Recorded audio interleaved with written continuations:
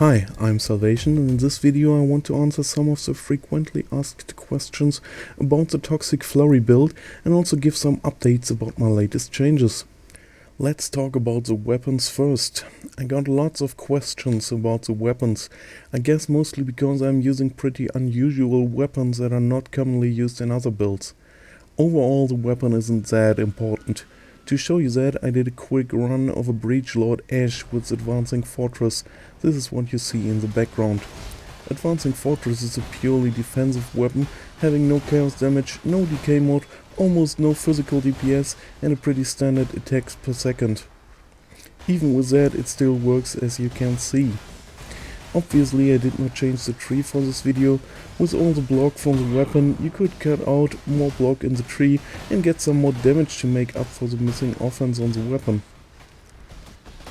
You could also use the Binos or the Scourge, giving more physical DPS and other benefits. I do not talk about them in the guide because the price of them isn't worth the benefits compared to the weapons I talk about in the guide, but especially the Scourge is a pretty good weapon for the build, as it gives 70% global damage that works for the attack, the spell and the poison. You could also craft a Gemini Claw with an Essence of Woe to get one with chaos damage and spell damage. You could also roll a Zai yourself for chaos damage, attack speed and spell damage. There are lots of options, so many that I can't test them all. So what would be the perfect weapon just from thinking about it? In my opinion, the perfect weapon would be a Zai with the prefixes added chaos damage, spell damage, damage over time crafted with a Leo, and the suffixes decay essence, attack speed and intelligence or accuracy. Will I ever get such a weapon? I don't think so. It would be very hard to get such a weapon, but I'm pretty happy with the one I have now, and I'm happy to test any other options that come to mind and use whatever feels best for me. I said it in the weapons comparison video, I'm not a math guy. I think it's more important how it feels to play with a weapon and not purely what DPS calculated on the paper or in a tooltip says. So just try some weapons and find what works best for you. I laid out what feels like the best choice of weapons to me in the guide, but if you have an idea for a weapon that could work, just go ahead and try it.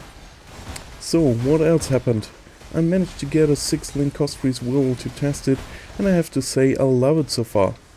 We get the poison link for free, so we can switch between increased area of effect, concentrated effect and controlled destruction in the last socket.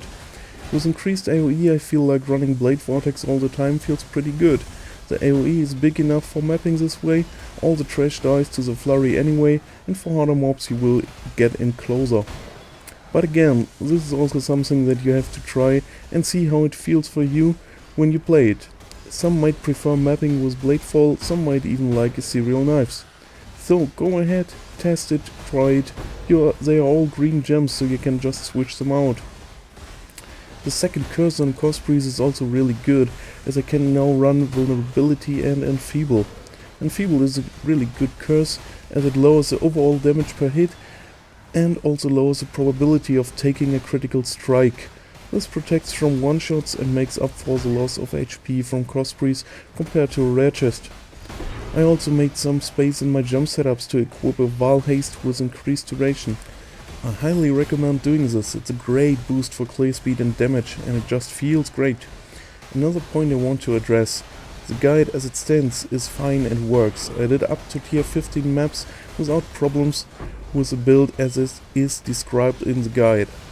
I am at the point now where I try to squeeze out the last optimizations that can cost a lot of currency for little gain.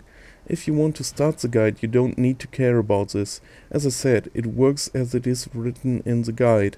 A 6-link Cospris is nice, good enchantment on the helmet is nice, but overall you won't need it. It's just min-maxing and perfecting the build. Apart from min-maxing, I will also try to get a good leveling section done for the build guide with leveling trees and tips for good leveling gear. If you have any questions about the build, feel free to ask me. The best place to do this is in the build guide. I check it a lot and try to answer questions quick. I hope you enjoyed the video. If you did, feel free to like and subscribe.